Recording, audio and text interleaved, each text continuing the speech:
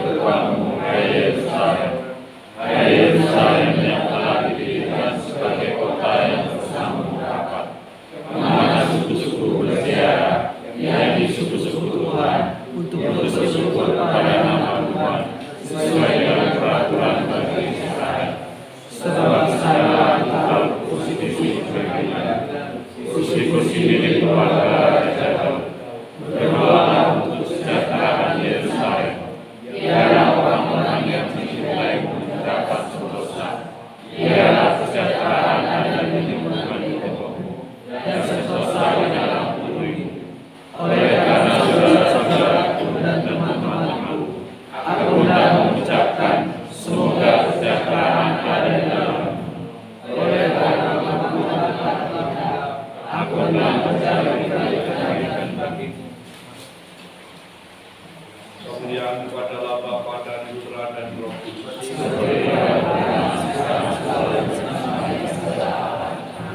Dalam Bapa dan Putra dan Roh Kudus. Amin.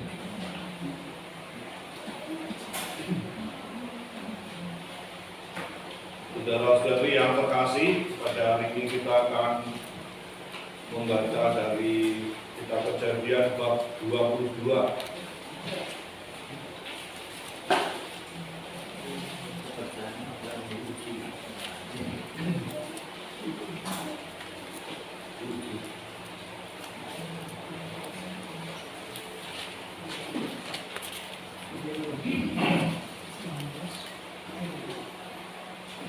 Silakan. Kepercayaan Abraham diuji. Setelah semuanya itu, Allah mencoba Abraham. Ia berkata kepadanya, Abraham, lalu sahutnya, ya Tuhan. Firman-Nya, ambillah anakmu yang tunggal itu, yang engkau kasihi, yakni Ishak.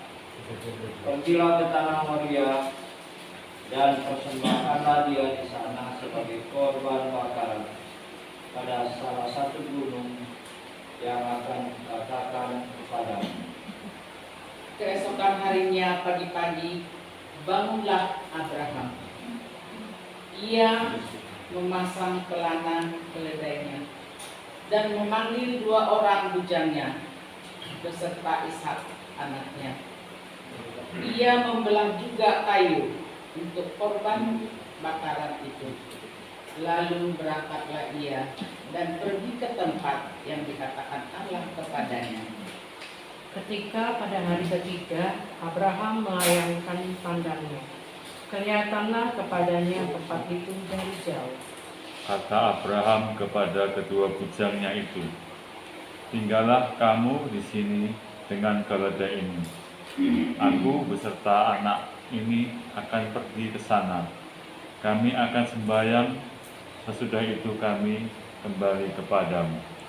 Lalu Abraham mengambil kayu untuk korban bakaran itu dan memikulkannya ke atas bahu Ishak anaknya, sedang di tangannya dibawanya api dan pisau. Demikianlah keduanya berjalan bersama-sama. Lalu berkatalah Ishak kepada Abraham, ayahnya. Bapa, sahut Abraham, ya anakku. Bertanyalah ia, di sini sudah ada api dan kayu, tetapi di manakah anak domba untuk korban bakaran itu?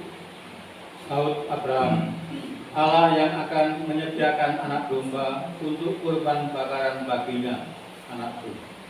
Demikianlah keduanya berjalan bersama-sama. Sampailah mereka ke tempat yang dikatakan Allah kepadanya. Lalu Abraham mendirikan mezbah di situ. Disusunlah kayu, diikatnya Ishak anaknya itu, dan diletakkannya di mezbah itu di atas kayu api. Sesudah itu Abraham mengulurkan tangannya, lalu mengambil pisau untuk menyembelih anaknya. Tetapi berserulah malaikat Tuhan dari langit kepadanya, Abraham, Abraham, sahut dia, ya Tuhan. Lalu ia berfirman, jangan bunuh anak itu, dan jangan kau apa-apakan dia, sebab telah ku ketahui sekarang bahwa engkau takut akan Allah dan engkau tidak segan-segan untuk menyerahkan anakmu yang tunggal kepadaku. Lalu Abraham menoleh dan melihat seekor domba jantan di belakangnya, yang tanduknya tersangkut dalam belukar. Abraham mengambil domba itu, lalu mengorbankannya sebagai korban bakaran pengganti anaknya. Dan Abraham menamai tempat itu Tuhan menyediakan. Sebab itu sampai sekarang dikatakan orang, di atas gunung Tuhan akan disediakan. Untuk kedua kalinya berserulah malaikat Tuhan dari langit kepada Abraham. Katanya, aku bersumpah demi diriku sendiri. Demikianlah firman Tuhan, karena engkau telah berbuat demikian dan engkau tidak segan-segan untuk menyerahkan anakmu yang tunggal kepadaku. Maka aku akan memberkati engkau berlimpah-limpah dan membuat keturunanmu sangat banyak, seperti bintang di langit dan seperti pasir di tepi laut, dan keturunanmu itu akan menduduki kota-kota musuhnya. Oleh keturunanmu lah semua bangsa di bumi akan mendapat berkat, karena engkau mendengarkan firman-Ku. Kemudian kembalilah Abraham kepada kedua bujangnya, dan mereka bersama-sama berangkat ke Beersheba, dan Abraham tinggal di Beersheba. Demikianlah sabda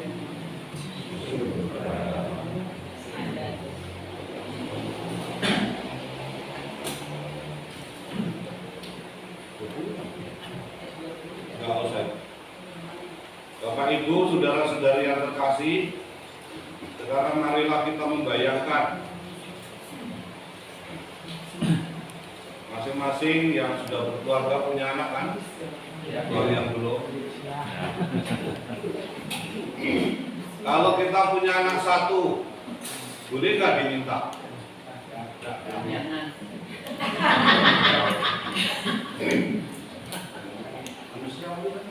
Boleh. Ini contohkan dulu. Minta siapa? Anak coba yang minta. Umumnya itu tidak boleh. Apalagi kalau anak satu laki-laki di kalangan saudara kita Korea Utara ini. Ya kan? Tidak mudah. Tetapi apa yang diceritakan di dalam bacaan hari ini saya kira itu sangat menarik, bagaimana orang beriman itu ketika sungguh-sungguh beriman apa saja itu akan diberikan. Itu mungkin yang total itu di situ. Jadi kalau kita lihat ya di bacaan ini akan nampak sekali bahwa ceritanya itu runtut. Nah, itu ya runtut. Runtut karena dari mana ini? Tradisi Y. Tradisi Y. Meskipun nanti kita akan melihat bahwa ini sebenarnya ada campurannya juga.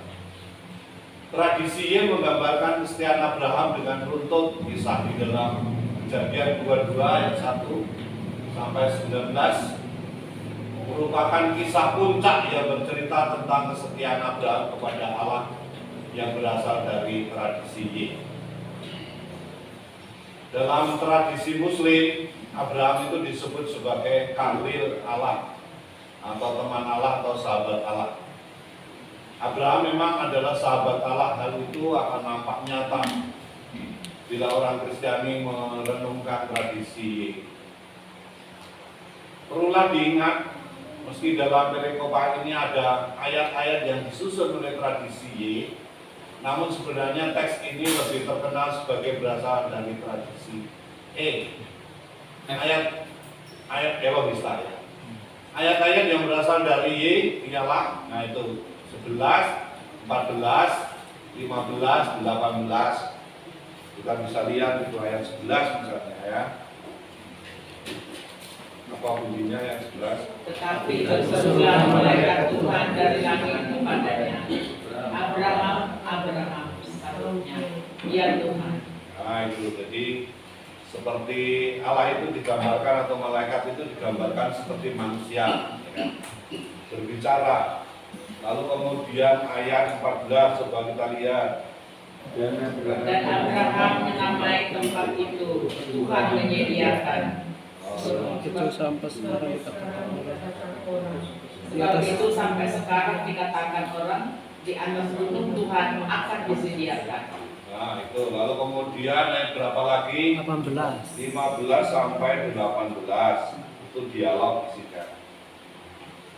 Untuk kedua kalinya berserulah malaikat Tuhan dari langit kepada Abraham, katanya, aku bersumpah demi diriku sendiri, demikianlah firman Tuhan, karena kau telah berbuat demikian dan kau tidak segan-segan menyerahkan juga kepadaku, maka aku akan memberkati engkau berlimpah-limpah dan membuat keturunanmu sangat banyak seperti bintang di langit dan seperti pasir di tepi laut, dan keturunanmu itu akan menduduki kota musuh. Juga itu diulangi janjinya itu yang dulu itu diulangi lagi. Nah, nanti kita akan menemukan misalnya dalam Roma 4:1 sampai 25, Galatia 3:6 sampai 9, Santo Paulus memandang Bapak Abraham sebagai model atau contoh teladan bagi kaum beriman Kristiani. Abraham seorang yang setia, bahkan kerap tanpa memperhitungkan terpenuhi atau tidaknya isi janji dari Allah. Meskipun Abraham tanpa perantara Nabi dan Taurat, namun ia mampu setia kepada Allah. Pada waktu itu jangan berpikir Nabi dulu ya, karena belum ada Nabi. Kita juga belum berpikir mengenai Taurat, karena belum ada Taurat.